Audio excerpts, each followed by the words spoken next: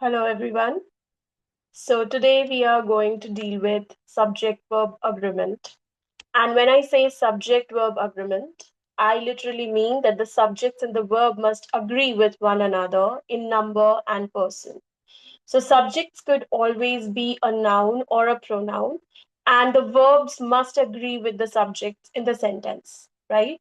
So if a subject is singular, the verb must be singular. If the subject is plural, the verb must also be plural, right? So there are no exceptions in there. That's what subject verb agreement is all about. And please note that verbs ending with S or ES, like when we add S or ES to verbs, they are singular. Whereas whenever we add S or ES to nouns, they're always plural. All right. So, talking about the rules of subject verb agreement, SAT is very particular about the different rules. All right. So, we just need to focus on those basic rules, although there are quite many, but we'll be focusing on the exact rules that SAT looks for. All right. And when I say that, I would want you to understand that, of course, we will be dealing with the rules, but we'll try to understand it through examples. When I give you examples, you'll be better able to understand what exactly I mean by those rules.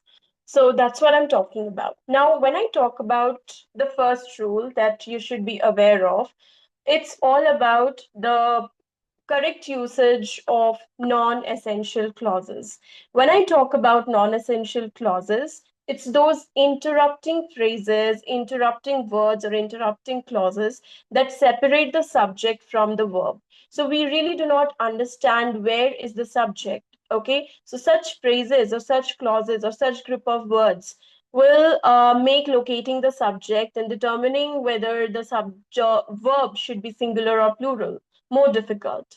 Okay, so we have to understand how exactly you are supposed to remove it without creating any grammatical errors or changes in the meaning of a sentence, and how exactly you are going to correctly make the concord between the subject and the verb. All right, so a very clear thing is that anything which is non-essential is not considered when we are trying to make subject and verb agree, right? So when I say the math teacher who is extremely demanding and yells at all the students, give too much homework.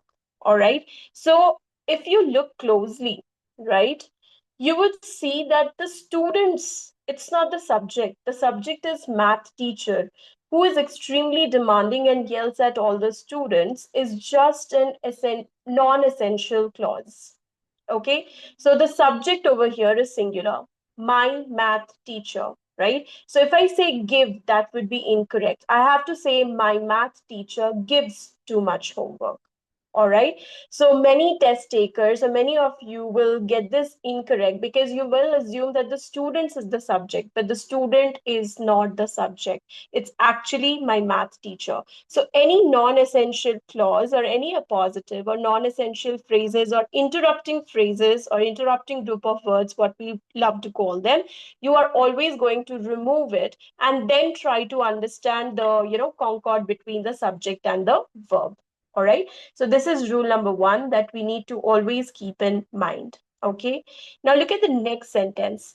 Changes for the new and improved SAT is going to be implemented soon. Now, on the face of it, you might feel it to be correct. It's absolutely correct, but that's not the correct sentence. Okay. There's an error over here. It's called as error of proximity and the error of, interrupting prepositional phrases. When I say changes for the new and improved SAT is going to be implemented soon, it's wrong. Because what is going to be implemented soon? It's the changes, and changes is plural. Okay. SAT is not the subject here. Actually, the word changes is the subject. So, where is the error? The error is the prepositional phrase, which is providing some description about changes. Okay, but the subject is plural, that's changes and not SAT over here, right? So that is why we are supposed to use are. So the rectified sentence would be changes for the new and improved SAT are going to be implemented soon. And this is your second rule. All right. Now come to the third sentence. On my forehead resides five unsightly pimples. Now, where is the subject? Is it forehead or something else? Okay, so here comes your new rule. This is called as inverted sentences. Okay, wherein the subject and the verb they are inverted. So the subject doesn't appear in the beginning, but the verb appears in the beginning, right? So over here we have to understand on my forehead is not the subject. The subject is five unsightly pimples, which is plural. So that is why we are supposed to use reside instead of resides. Resides is not the correct word, okay? Because the subject is five unsightly pimples. On my forehead is just a prepositional phrase, and we have also inverted the sentence, right? So you understand how tricky the sentences can get. Of course, when it comes to SAT, they will try to confuse you to the max, right? Okay, now moving on to the next sentence. Under my bed exists a pen and a Bell receipt from 1994. Okay, so this over here, again, on the face of it, might look all correct, but this is not correct because where is the subject? The subject is a pen and a Taco Bell, right? And when I say this, it's plural, isn't it? Because I'm talking about two different subjects, which is a pen and a Taco Bell receipt. All right. And when we are providing separate articles to separate nouns and we are joining them using and, it's always plural. This is the next rule of SAT, right? A next rule for SAT of subject verb agreement, that whenever you find two different nouns, okay, or compound nouns, you will always have to determine whether they are singular or plural. There's a chance of it being singular as well. Why, where, and how? When I say bread and butter, I don't say are good for health. Bread and butter is good for health. Why? Because this is how we are going to mention that, bread and butter is working as a unit here. They are not considered to be separate thing. I'm not saying butter separately is good for health and bread separately is good for health. I say bread and butter together, right? So it's working as a unit. So that is why is good for health. Okay. Coming to the next sentence. After losing by 30 points, the basketball team have decided to fire its coach. Where is the error?